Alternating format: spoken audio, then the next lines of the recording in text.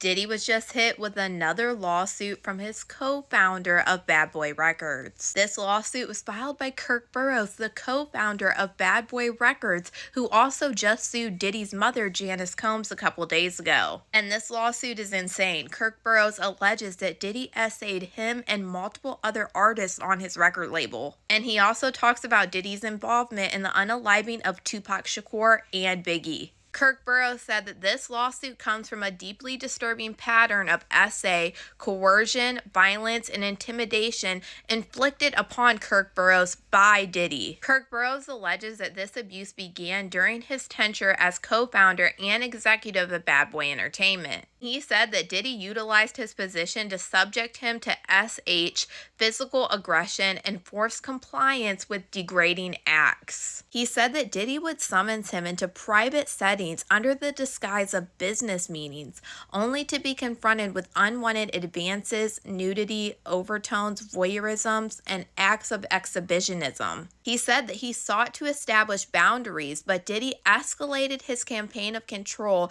by resorting to physical violence, blackmail, career sabotage, and financial extortion. He was forced to surrender his 25% ownership stake in Bad Boy Entertainment under threats of violence. He alleges that he was regularly forced into situations where he was made to be a witness of Diddy engaging in physical relations with employees, interns, artists, and third parties at Bad Boy Entertainment offices. During a business trip in 1995, Diddy allegedly arranged a meeting at his hotel suite, but upon Kirk Burrowes' arrival, Diddy was undressed and demanded that he watch him pleasure himself. Kirk Burrowes alleges in late 1995 at Diddy's Midtown apartment, Diddy physically restrained him, preventing him from leaving by removing his keys, pinning him down onto a bed, and simulating physical acts until he was done.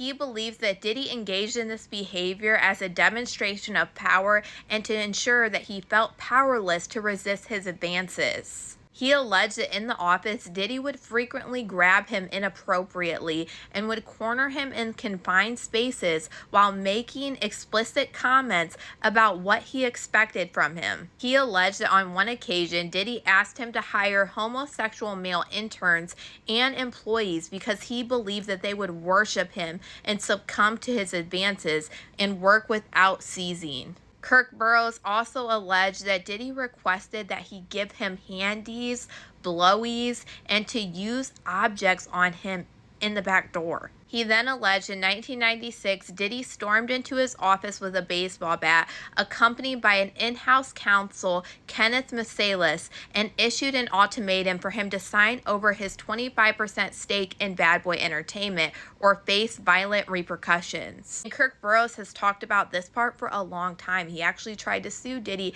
back in 2003, and he also just filed this lawsuit against Diddy's mother, Janice Combs, for this reason. In 2001, he rebuilt his career and successfully managed Mary J. Blige and played a pivotal role in her success, No More Drama. Diddy used his industry influence to have him fired, and upon information and belief, Diddy took this action as retribution for his prior resistance to his abuse to ensure that he remained professionally dependent on him. He alleged in 2002 Diddy was personally contacting industry executives, warning them against working with him and labeling him as untrustworthy, effectively cutting him off of his career prospects. He said in 2006 multiple sources informed him that Diddy had used his influence to ensure that no major record labels or management firms would hire him, forcing him into economic instability. He said through 2013 to 2014, he was met with confrontation and threats in Midtown Manhattan. He said that he was attempting to get food from a nearby McDonald's and he crossed paths with Diddy and his security entourage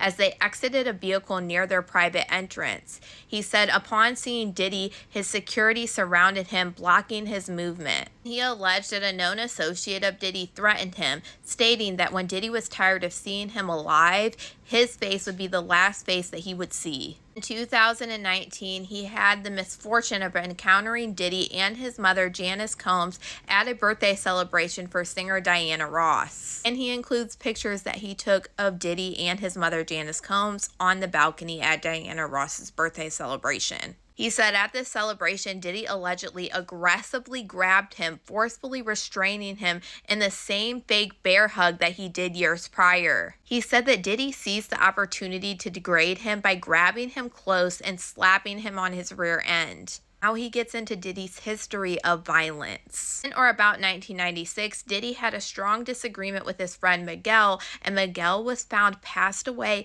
in his office in 1996. He also alleged that Diddy orchestrated an assault against the members of the R&B group Jodeci. After the success of Jodeci's first album, Diddy remixed Come and Talk to Me and Forever My Lady, and the group decided that they did not want Diddy to be their artist and development representative for their second album. Upon Kirk Burrowes' information and belief, Diddy sent enforcers to brutalize Jodeci due to their rejection. Jodeci sought refuge with Suge Knight to organize their business and rescue them from Uptown Records and Bad Boy Entertainment and Diddy. Suge Knight traveled to New York and walked into Andre Harrell's office and compelled him to release Jodeci while running for his life, and Andre Harrell complied. And then he talks about Diddy's role in the connection to Tupac's unaliving. Kirk Burrowes alleged that Diddy was very jealous of Tupac Shakur due to Tupac's rapid rise in the music industry. He said that Diddy used his influence to orchestrate a smear campaign against Tupac, fueling the East Coast and West Coast war. He witnessed multiple instances where Diddy expressed paranoia and frustration over Tupac's success,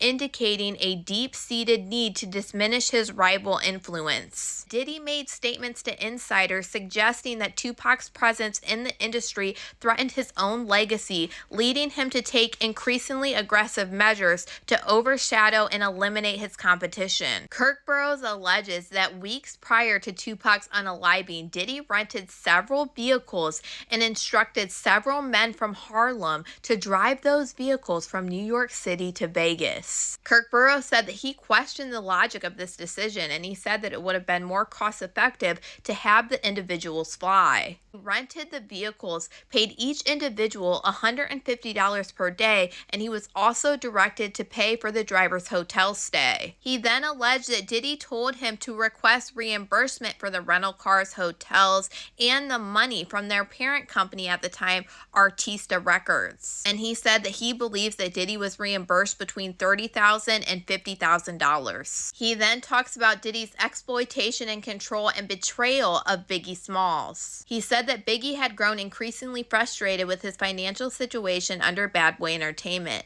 Despite selling millions of records, he was not receiving his fair share of the profits. In the months leading up to his unaliving, Biggie renegotiated the contract with Diddy and secured a majority share of his royalties. He also limited his commitment to Bad Boy Entertainment, having started his own label and signed his own artist. Kirk Burrowes said that Biggie's decision to take control of his career and his earnings angered Diddy, who saw it both as a rejection and a direct challenge of his authority. And he said that Diddy initiated a campaign of retaliation. Diddy began to alienate Biggie from key industry connections and use financial leverage to maintain control over his earnings. On the night that Biggie passed away, Biggie was en route to an airport, and Diddy called Kirk Burrowes and demanded that Biggie cancel his flight, ordering him to stay for an unscheduled club party for that evening instead. Kirk Burrowes and Biggie pushed back, but Diddy was determined to have Biggie make an appearance at the bye party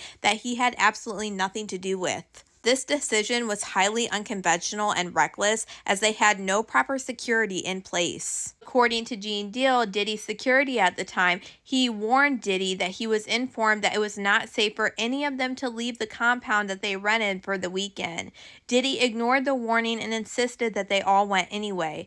Diddy was the only person in the entourage with security detail. Right after Biggie's unaliving, Diddy was thinking only of himself. He did not even have the decency to wait for Ms. Wallace to arrive, as she had a flight en route at 8 a.m. from John F. Kennedy Airport to New York City to see her son. Diddy then contacted his longtime fixer Clarence Avant, a powerful industry executive with deep connections, including with law enforcement. Avant used his influence with the LAPD police captain to facilitate Diddy's discreet escape from Los Angeles. Diddy allegedly was transported to a private airport via trunk of a police cruiser, allowing him to leave the city undetected as local gang members were searching downtown Los Angeles for him. The week after Biggie's unaliving, Diddy launched a public campaign saying that he was going to give Biggie a funeral fit for a king. However, behind the scenes, Diddy and his lawyer, Kenneth Mercedes, forced Kirk Burrowes to turn over Biggie's last contract, which had been negotiated to give Biggie greater financial independence. Diddy then instructed Kirk Burrowes to alter the agreement, awarding himself 100% interest in Biggie's works. Kirk Burrowes said that he refused to comply, but he was forced to hand over the original documents to Mercedes. When the contract was returned, the only parts that remained unchanged were the cover page and the signature page, but the body of the agreement had been entirely rewritten. And Kirk Burrowes said if that wasn't bad enough, Diddy charged Biggie's artist expense account for the full cost of his funeral, even though he gave public statements saying that he was being generous and he was going to give him a funeral fit for a king. And Kirk Burrowes said that Diddy's exploitation of Biggie did not end there. 3 months after his funeral, Diddy released an album titled Puff Daddy and the Family No Way Out. And he said that he had to rely on the gifts of the survived bad boy artists to complete the album. With Biggie and Tupac out of the way, Diddy seized the opportunity to crown himself the king of hip-hop. He said a couple weeks later, and less than 4 months after Biggie's funeral, Diddy declared him the new king of hip-hop in a Rolling Stone magazine.